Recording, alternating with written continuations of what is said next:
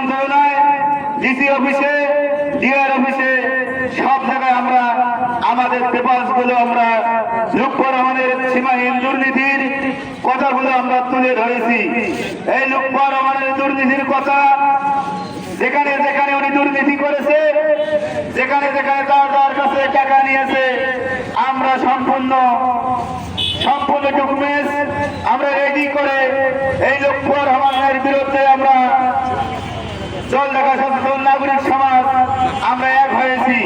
তাই আমরা বাংলাদেশের প্রধান উপদেষ্টা আমরা ডক্টর ইউনূস সাহেবকে আমরা বিশেষভাবে অনুরোধ করব, আইন মন্ত্রণালয়ের যারা দায়িত্বে আছেন, দুর্নীতি মন্ত্রণালয়ের যারা দায়িত্বে আছেন, আমরা তাদের প্রতি আমরা বিশেষভাবে অনুরোধ করব, এই লুৎফর রহমান মোল্লাকে বিচারের আওতায় এনে তাকে শাস্তি প্রদান করা হয়।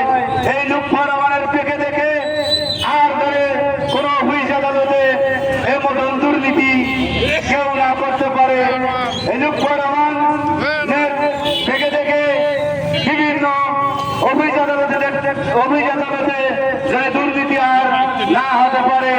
তাই আমাদেরকে এই আন্দোলন আরো, যদি লুৎফর রহমান মোল্লা যদি এই বিচারের দৃষ্টিতে না আসে, আগামী দিনে আমাদের আন্দোলন, আমাদের সংগ্রাম আরো কঠোর আন্দোলন গড়ে তোলা হবে। আমরা সচেতন নাগরিক সমাজ আমাদের সাথে থাকবে, কেননা এই আন্দোলনটা আমরা আমাদের নিজের স্বার্থের আন্দোলন করতেছি না, এই আন্দোলন করতেছি জলঢাকা উপজেলা সচেতন নাগরিক সমাজের জন্য আমরা এই আন্দোলন করতেছি। এই আন্দোলন আমরা করতেছি কেননা আমরা যে দল মোল্লা নিয়েছে, সে অস্ট্রেলিয়ায় বাড়ি করেছে, সে কানাডায় মোল্লার বড় বড় সিংকে এবং বড় হাত আছে, সেও পালাতে দিতে পারে নাই।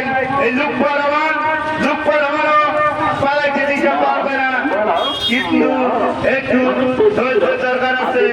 আপনারা সবাই একতা থাকবেন। আজকে এই কর্মসূচি সফল করার জন্য আপনারা আমাদেরকে সহযোগিতা করবেন। আমরা যে কোনো বিষয়, যে কোনো দুর্নীতির বিরুদ্ধে, যে কোনো সন্ত্রাসীর বিরুদ্ধে, মাদকের বিরুদ্ধে আমরা সবসময় রুখে দাঁড়াবো এই নাগরিক সমাজ। কিন্তু আমাদেরকে সর্বসাধারণ আপনারা আমাদের একটু সহযোগিতা করবেন, কেননা এই আন্দোলনটা আমাদের একাই সম্ভব না। এই আন্দোলনটা জনসাধারণের, এই আন্দোলনটা জলঢাকাবাসীর, এই আন্দোলনটা সাধারণ মানুষের।